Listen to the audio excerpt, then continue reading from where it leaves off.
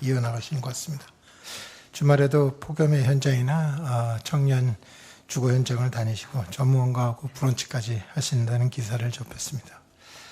그래서인지 기업 현장도 이번에는 좀 진짜 바뀌지 않을까라고 생각하는 기대감이 점점 커지고 있습니다.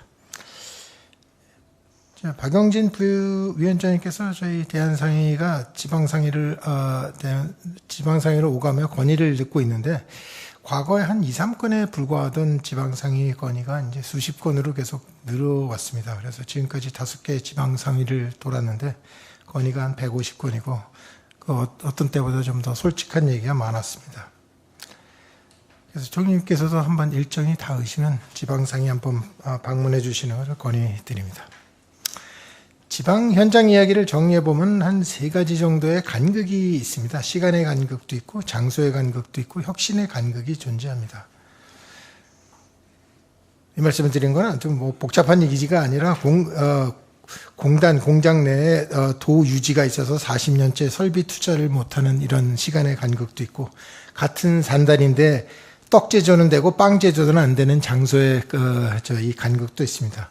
바이오 치료제라고 생각하는 새로운 서비스 비즈니스를 개발했는데도 개점 휴업이 돼버리는 이제 혁신의 간격도 같이 되고 있습니다. 그래서 이런 규제를 그럼 어떻게 합리화를 잘 할 수 있을까, 이런 방법론을 오늘 저는 말씀드리려고 하는데요. 한 3가지 좀 큰 방향을 제가 말씀드리고자 합니다. 첫 번째는 이게 규제 혁신이라는 게 상당히 어려운 게, 과연 이거를 혁신을 해갖고 더 좋은 모습이 되느냐, 더 좋다 하더라도 피해를 보는 사람이 얼마나 큰 피해를 새롭게 피해를 보고 그 영향이 얼마나 되느냐, 이걸 측정해내기가 되게 어렵습니다. 그래서 이 대상을 놓고 과연 이만큼은 해도 되느냐 안 되느냐가 상당히 어려운 과제에 속합니다. 또 다른 하나는 이런 것들을 뭔가 규제를 풀었을 때 결국 전 나라를 한꺼번에 푸는 얘기가 되다 보니, 아까 말씀대로 시간의 장소의 혁신의 간극 같은 것들이 이제 서울과 지방과 다른 것들이 되게 커집니다. 그래서 이걸 좀 줄이는 방법 중에 저희가 생각할 거는 실험장을 만드는 일이었습니다. 규제 합리화를 해볼 수 있는 실험장, 솔직히 그것이 메가특구라는 이름으로 요새 되고 있는데요.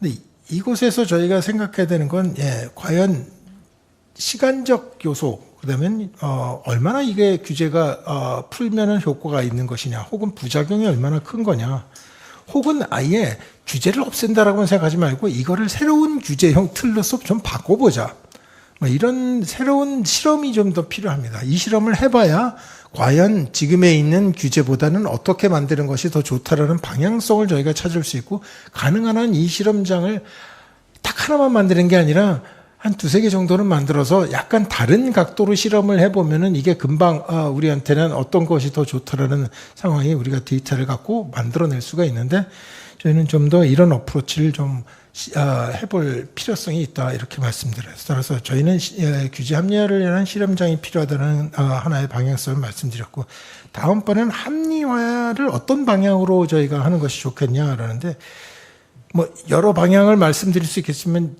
대한상에서는 2가지 건의를 드리는 게, 하나는 데이터 축적을 위해서 전체를 보면 AI를 좀 더, AI와 테크놀로지를 쓰실 필요성이 있습니다. 그래서 이게 모두의 AI든 어떤 형태든 대한민국 국민이나 산업들이 갖고 있는 지금 상태가 어떻게 돌아가고 있고 그 데이터를 즉시로 보고, 그다음에는 그 데이터를 통해서 과연 시뮬레이션을 해볼 수 있죠. 어떤 규제를 어떻게 풀면은 어느 정도의 효과가 난다. 이건 이제 시뮬레이션이니까 100%라고 맞을 수는 없지만, 그래도 앞에 있는 실험장보다는 훨씬 빠른 속도로 대상과 규제 대상이 어떠한 임팩을 갖고 있다라는 프라이어리티를 만들 수가 있으니까 이게 괜찮을 수 있다고 생각합니다. 2번째는 성장입니다. 대한민국 경제는 계속 성장을 해야 된다고 생각하는데, 저희가 있는 규제를 합리화하는 방향성 중에 하나가 성장을 타겟으로 할 필요성이 있다, 이 말씀을 드립니다. 이 성장 얘기는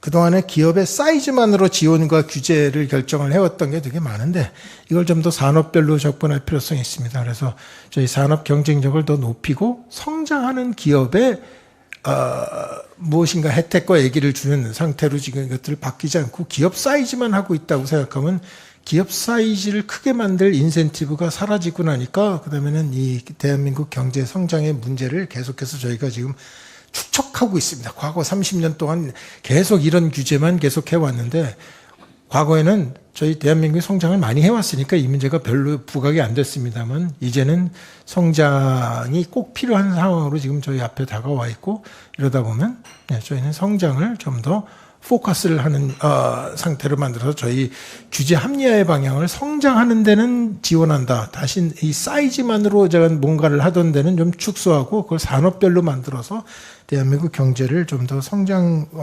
위주로 만들어 나갈 저희 방향성을 말씀드립니다. 세 번째 제가 마지막 말씀드릴 건 규제 문제가 왜 발생을 했느냐. 그리고 그 근원을 조금 더 없애버릴 수 있는 상황이 됩니다. 왜냐하면 놔두면 어차피 지금 저희가 아무리 많이 없애도 미래에는 계속 또 더 나올 가능성이 되게 크니까 이 문제 발생에 나왔던 가장 큰 원인은 사회 문제들이었습니다.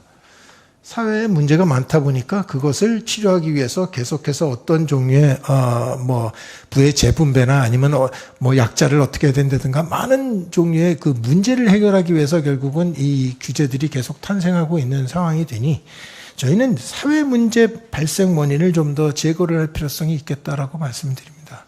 이거 어떻게 하느냐? 일단 어떻게 하느냐를 제가 길게 말씀드릴 수 있는 것보다는 광고 비슷합니다만은 저희 이번 9월 21일 코엑스에서 개최되는 사회적 가치 페스타를 저희가 만들었습니다. 그래서 각 기업이나 거의 모든 민간단체, NGO들이 한꺼번에 다 모여서 사회 문제를 어떻게 해결을 하느냐라고 생각하는 새로운 이 시도인데요. 이렇게 모여서 나오는 힘을 가지고 사회 문제를 빠르게 해결하고 이 문제를 더 빠르게 해결할 수 있도록 만들면은 아예 규제를 만들 이유를 제거해